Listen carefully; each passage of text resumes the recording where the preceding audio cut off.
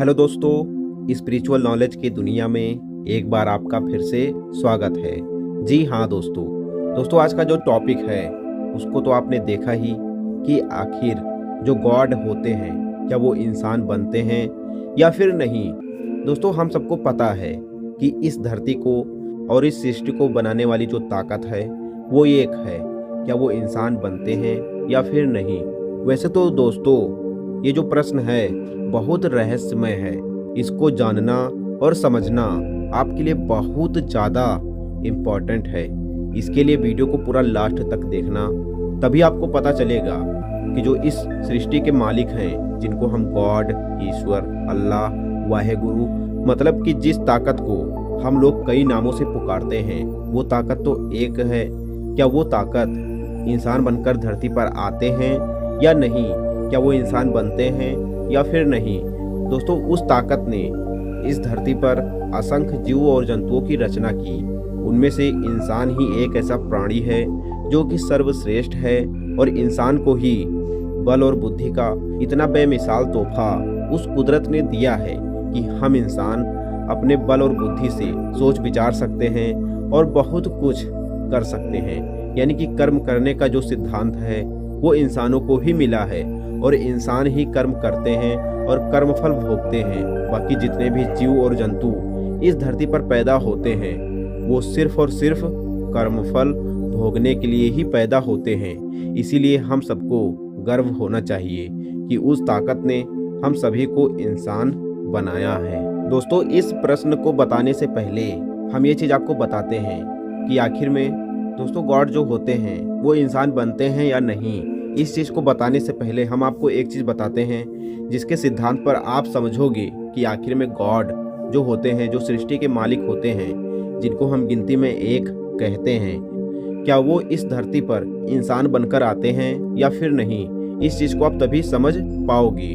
उससे पहले हम जानते हैं कि इस धरती पर जितनी भी महान आत्माएं इंसान बनकर आई हैं, चाहे वो कृष्ण भगवान हो, चाहे वो राम भगवान हो, चाहे वो यीशु मसीह जी हों, चाहे वो हजरत मोहम्मद साहब हों, और चाहे साईं बाबा हों, और चाहे जिस भी समुदाय में जो भी धार्मिक गुरु इस धरती पर आए हैं, उन्होंने सिर्फ और सिर्फ उस ताकत के बारे में ही बात किया है जिस ताकत को हम लोग गिनती में एक कहते हैं। जैसे कि जब मोहम्मद साहब जी इस धरती पर जन्म लेकर आए थे, जो कि इस्लाम धर्म के संस्थापक हैं, उन्होंने अल्लाह के बारे में हम इंसानों को बताया कि अल्लाह एक है।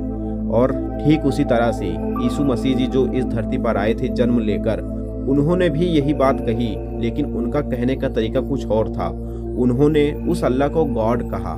जी हाँ दोस्तों, जिस ताकत को इस्लाम धर्म में अल्लाह कहा जाता है, उसी ताकत को जो भी ईसाई धर्म के लोग जिनको भी मानते हैं उनको गॉड कहते हैं। जी हाँ दोस्तों हजरत मोहम्मद साहब भी ऊपर की तरफ इशारा किए थे कि सबका मालिक एक है, और यीशु मसीह जी भी यही बात बोले थे कि सबका मालिक एक है। वैसे ही सिख धर्म के जो संस्थापक थे उन्होंने भी यही बात कही कि सबका गुरु एक है और उसी गुरु को ही मानना चाहिए। यानी कि दोस्तों सिख धर्म के जो संस्थापक थे उन्होंने भी ऊपर की तरफ इशारा करते हुए कहा था कि सबका मालिक एक है। उसी तरह से हिंदू धर्म में बहुत से ऐसी महान आत्माएं हैं जो ये दावा करती हैं जिसने भी इस सृष्टि को बनाया है वो गिनती में एक है। और हम सभी का यही मानना है कि जिसने भी इस सृष्टि को बनाया है, जिसने भी इस बेमिसाल रचना को रचा है, वो गिनती में एक ही होगा। और दोस्तों मैं भी ये बात आपको बता रहा हूँ कि इस सृष्टि को बनाने वाली और इस सृष्टि को इस तरह से नियमों में बांधने वाली सिर्फ एक ही ताकत हो सकती है, और उसी को हम लोग कई नामों से जानते हैं। कोई उस ताकत को अल्लाह कहता है, कोई वाहेगुरु, कोई गॉड, कोई राधा स्वामी, तो कोई राम, तो कोई कृष्ण, तो कोई क्या क्या कहता है। जी हाँ दोस्तों, लेकिन वो ताकत गिनती में एक है जिसे हम लोग परम शक्ति कहते हैं। अब बात आती है क्या परम शक्ति इंसान बनकर धरती पर आती है या नहीं। दोस्तों आज तक जितनी भी महान आत्माएं आई वो सिर्फ हम इंसानों को ज्ञान देने के लिए ही इस धरती पर उसी ताकत ने भेजा था जो गिनती में एक है। दोस्तों समय समय पर महान आत्माएं धरती पर आती रहीं, जिनका हम लोग इतिहास आज पढ़ते हैं। उनके द्वारा बहुत से ऐसे ज्ञान हैं जो हम लोगों को सुनने को मिलते हैं, अगर हम सभी उस ज्ञान को ध्यानपूर्वक सुने तो उनका इशारा यही होता था कि हम लोग ईश्वर को याद करें, ईश्वर को मानें और ईश्वर के नियमों पर चलें। और हम इंसानों के अंदर ये बात होनी चाहिए कि उस ताकत को हम लोग याद करें। यानी कि जितनी भी महान आत्माएं आई थी इस धरती पर, उन्होंने इस शब्द को जरूर कहा था, चाहे वो किसी भी धर्म के महान आत्माएं हों, महान गुरु हों या फिर महान संस्थापक हो, सबने एक ही बात कही थी कि इस सृष्टि को चलाने वाली, इस सृष्टि को इतनी बेहतरीन तरह से नियमों में बांधने वाली वो ताकत सिर्फ और सिर्फ एक है। दोस्तों, अब बात आती है जब उस ताकत ने इतनी बेहतरीन महान आत्माओं को भेजकर धरती पर ज्ञान करवाया, तो क्या वो खुद इस धरती पर आते हैं या फिर नहीं?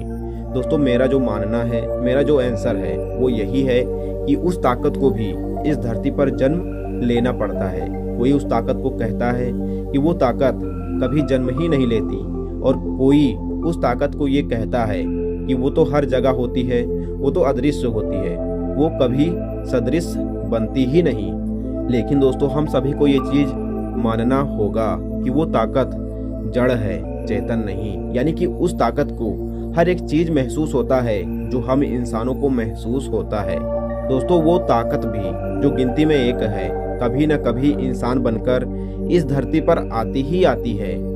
दोस्तों, वो ताकत जो गिनती में एक है, वो धरती पर जन्म लेकर तभी आती है जब महान आत्माओं द्वारा लोगों को जब वो शक्ति ज्ञान करवाती है और उस ज्ञान को भूलकर हम गलत रास्ते पर चलने लगते हैं। यानी कि वो ताकत जो गिनती में एक है, सबसे पहले उन्होंने हम इंसानों में से कुछ ऐसे महान आत्माएं होती हैं जिनको वो खुद चुनते हैं और उनको चुनकर फिर से धरती पर भेजते हैं हम लोगों को ज्ञान करवाने के लिए। और वो महान आत्माएं आती हैं किसी न किसी धर्म में, हम लोगों को पता ही है, जैसे कि हम लोग हिंदू धर्म में भी ईश्वर को याद करते हैं, मुस्लिम धर्म में भी अल्लाह को याद करते हैं। ऐसे ऐसे बहुत से धर्म हैं जिनमें हम लोग ईश्वर को तो याद करते ही हैं, और समय के साथ हर एक चीज़ बदल जाता है और बदलाव ही प्रकृति का नियम है।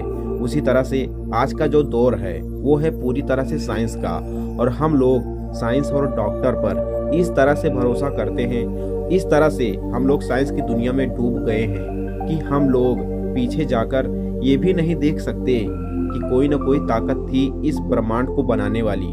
जब साइंस नहीं था, जब डॉक्टर लोग नहीं थे, तब भी ये सृष्टि चलती थी, तब भी लोगों को जो भी दिक्कत परेशानी होती थी वो ठीक होती थी। जैसे आज के दौर में हम लोग डॉक्टर के यहाँ जाते हैं, ठीक हो जाते हैं, और साइंस की दुनिया में देखते हैं कितनी बेहतरीन टेक्नोलॉजी उपलब्ध है। आज भी वही ताकत काम करती है और पहले भी वही ताकत काम करती थी। जब कुछ भी नहीं था, डॉक्टर, साइंस, पढ़ाई का नामो निशान नहीं था, तब भी वो ताकत काम करती थी और आज भी वही ताकत काम करती है। लेकिन दोस्तों, समय के साथ हम लोग भूल चुके हैं। साइंस की दुनिया में हम लोग इस तरह से हो चुके हैं कि हमें पता ही नहीं, ना ही हम लोग ये चीज़ पता करते हैं इस सृष्टि को बनाने वाली जो ताकत है वो एक है। और यही बातें जो भी महान आत्माएं इस धरती पर आई थी, उनका भी यही कहना था कि इस सृष्टि को बनाने वाली एक ताकत है, और उसी ताकत को हम सभी याद करें, फरियाद करें और माने। अब दोस्तों, इस वीडियो का जो मेन प्रश्न है वो ये है, क्या वो ताकत, वो गॉड, वो ईश्वर इस धरती पर इंसान बनकर आते हैं या नहीं? दोस्तों, वो ताकत इस धरती पर आती है, लेकिन दोस्तों, जो भी इंसान इस धरती पर रहकर महान आत्माओं द्वारा जो ज्ञान दिया है, उस ज्ञान पर चलकर जब हम लोग ईश्वर को याद करते हैं, ईश्वर की फरियाद करते हैं, और दोस्तों, जिस भी धर्म में हम लोग रहते हैं उस धर्म का पालन करते हुए जब कोई भी ताकत ईश्वर तक पहुंच जाती है, तब वो ताकत हम इंसानों से खुश होती है। क्योंकि दोस्तों, वो ताकत जो गिनती में एक है वो वरदायिनी है। यानी कि वो ताकत हम इंसानों को एक मौका भी देती है कि हम लोग कोई न कोई वरदान उस ताकत से मांगे। तो हम सभी की यही इच्छा होती है कि वो तो ताकत अदृश्य रहती है, ये तो सभी धर्मों में बताया गया है। लेकिन दोस्तों, कोई इंसान इस तरह से भक्ति करते हैं, इस तरह से जब तब हवन यज्ञ करते हैं, इस तरह से इस्लाम धर्म में अल्लाह को मानते हुए जब उस ताकत के पास पहुंचते हैं तो उस ताकत से ये फरियाद करते हैं कि ये ताकत, तू सिर्फ एक बार मुझे दर्शन दे दे, क्योंकि मैं आपका दर्शन करना चाहता हूँ। क्योंकि दोस्तों, जो ताकत गिनती में एक होती है, वो तो वरदायिनी होती है। तब हम इंसान अपनी भक्ति से जब उस ताकत के पास पहुंचते हैं, जब वो ताकत हम सभी इंसानों से ये कहती है कि आप कोई ना कोई वरदान मांगो, अगर कोई भी इंसान उस ताकत से कहती है कि ये परमपिता परमेश्वर जी, आप तो अदृश्य रहते हैं लेकिन मैं आपका दर्शन करना चाहता हूँ, तब दोस्तों वो ताकत हम सभी को ये वरदान देती है कि आपकी इच्छा पूर्ण जरूर होगी। लेकिन वो समय आएगा जब मैं, यानी कि वो ताकत अब बोल रही है हम इंसानों से कि ये इंसान, एक समय ऐसा आएगा जब मैं खुद आपकी धरती पर इंसान बनकर आपके समक्ष आऊंगी और आप सभी को मैं अपना दर्शन दूंगी और आप सभी को अपने मुख से ज्ञान करवाऊंगी, सत्य के मार्ग पर चलाऊंगी। दोस्तों ये कहना होता है उस ताकत का जो गिनती में एक है, और वो ताकत युगों युगों बाद इस धरती पर इंसान बनकर आती है। और जो भी महान आत्माएं इस धरती पर ज्ञान दिए होते हैं, यानी कि समय के साथ जिस भी ज्ञान पर पर्दा पड़ जाता है, हम लोग वहम और आडंबर में इस तरह से उलझ जाते हैं, इस तरह से फंस जाते हैं, तब वो ताकत इस धरती पर इंसान बनकर आती है और हम सभी को बहुमूल्य ज्ञान करवाती है और सत्य के मार्ग पर चलाती है। जी हाँ दोस्तों, इस प्रश्न का जो उत्तर था, क्या वो ताकत जो गिनती में एक है, जिसे हम लोग गॉड, ईश्वर, अल्लाह, वाहेगुरु आदि आदि नामों से जानते हैं, वो ताकत भी इंसान बनकर धरती पर आती है। किसके लिए? हम भक्तों के लिए। क्योंकि दोस्तों हम भक्त होते हैं जो उसी ताकत से ये वरदान मांगते हैं कि आप तो अदृश्य रहते हैं, आपके दर्शन होते ही नहीं। जितनी भी महान आत्माएं आई आपके द्वारा ही आई, लेकिन एक कुदरत, हम इंसान आपके दर्शन करना चाहते हैं। तब वो ताकत हम सभी को वरदान देती है कि कोई ना कोई समय ऐसा आएगा जब वो ताकत खुद इंसान बनकर धरती पर आएगी और हम सभी को किसी न किसी तरह से अपने पास बुलाकर अमृत रूपी ज्ञान करवाएगी। जी हाँ दोस्तों, और दोस्तों उस ताकत का दर्शन सिर्फ वही इंसान कर सकते हैं जिसको उस ताकत ने पिछले पूर्व जन्मों में वरदान दिया होता है। बाकी उस ताकत के पास जाने से किसी को कुछ महसूस ही नहीं होगा कि वो ईश्वर हैं या नहीं। केवल उन्हीं लोगों को महसूस होगा कि वो ताकत ईश्वर है। जब ईश्वर इंसानी रूप में रहेगा तो उन्हीं लोगों को महसूस करवाएगी जो लोग इतने कष्ट परेशानी झेल कर उस कुदरत के पास पहुंचे थे और उस कुदरत से वरदान मांगे थे इंसानी रूप में दर्शन करने का।